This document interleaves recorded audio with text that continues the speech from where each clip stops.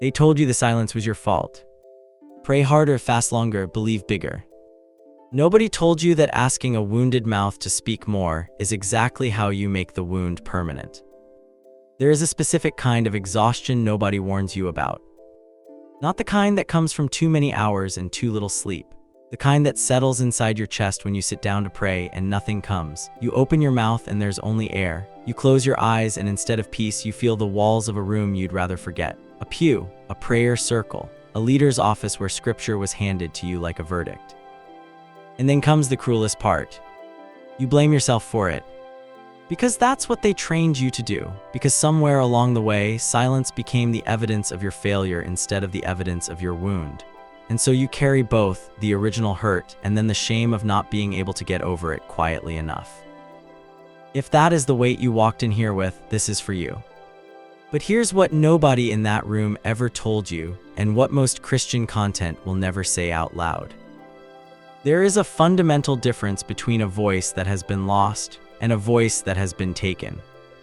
That difference rewrites everything.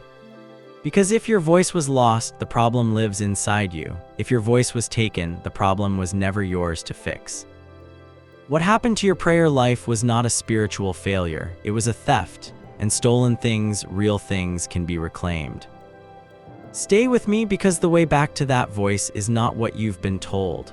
And the God who has been listening to your silence this entire time is not the one they showed you. Let's name what actually happened. Someone, a leader, a community, a system, wrapped God's authority around their own agenda. They used the language of faith to manage your questions, contain your pain inside acceptable theological boxes, and demand your compliance in the name of surrender. God is testing you. You just need more faith. If you were really submitted, you wouldn't feel this way. Every one of those phrases was a brick, and without realizing it, they built a wall between you and every honest conversation you try to have with God afterward. That is not a spiritual problem. That is a wound. And wounds don't heal by pretending the thing that caused them didn't happen. They don't heal by working harder at the very thing the wound has made impossible. They heal when someone finally looks at them directly and calls them by the right name. Here's where the psychology becomes impossible to ignore. When a trusted authority figure weaponizes something sacred, love, God, community, belonging, the nervous system doesn't just record a bad memory. It creates an association. Prayer stops feeling like conversation. It starts feeling like the room where your trust was broken. The posture of kneeling stops feeling like surrender. It starts feeling like submission to something that once crushed you. And here is what is devastating about that association. You cannot just decide your way out of it. You cannot choose to forgive and move on, because the body does not operate on logic. The body remembers what the mind tries to release. So when you sit down to pray and feel nothing, or worse, feel dread, that is not weakness. That is your nervous system doing exactly what nervous systems do when safety has been violated. It is protecting you. Understanding that changes the entire conversation about your prayer life. Now sit with this for a moment, because this next part is what most people have never been told. The Bible is full of people who could not pray. Not people who struggled to pray, people who genuinely had no words. Elijah collapsed under a tree in the wilderness and asked to die. No eloquent supplication, no theology, just a man on the ground, spent and finished, with nothing left to offer. Hannah prayed so quietly the priest thought she was drunk. No sound at all, only lips moving in a silence so deep it looked like disorder. David wrote entire psalms that are nothing but raw accusation. Where are you? Why have you hidden your face? How long, Lord, how long? These were not failures of faith. These were people whose pain had pushed language to its outermost edge. And here is what God did in every single one of those moments. He did not send more instruction. He did not demand more effort. He met them exactly where their voice had gone silent. So what if the God they showed you, demanding, monitoring, conditionally present, was never the one actually in the room? What if the one who has been there this entire time is the one who hears what silence carries? Because Hannah's soundless prayer was the one he answered. Elijah's exhaustion was met with bread and rest, not rebuke, and David's accusations, they are preserved in Scripture as worship. God does not need your voice to be performing, He needs it to be honest. But here's the part that's harder to sit with, because even if something in you nods at that, the memory is still there. The association is still there. And this is where people get caught in the in-between, wanting to speak but not knowing how to begin again.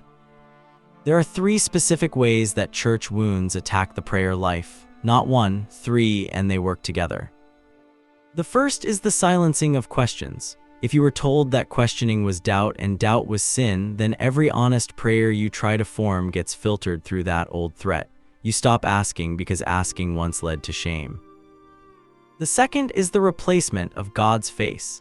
When authority figures misrepresent God long enough, you don't just distrust them. You begin seeing their face when you close your eyes to pray, and you cannot speak openly to someone whose image is fused with your memory of being controlled. The third, and this is the one almost no one talks about, is the theft of your spiritual language itself. When the words of faith were used as instruments of harm, those words become contaminated. Surrender, trust, submit.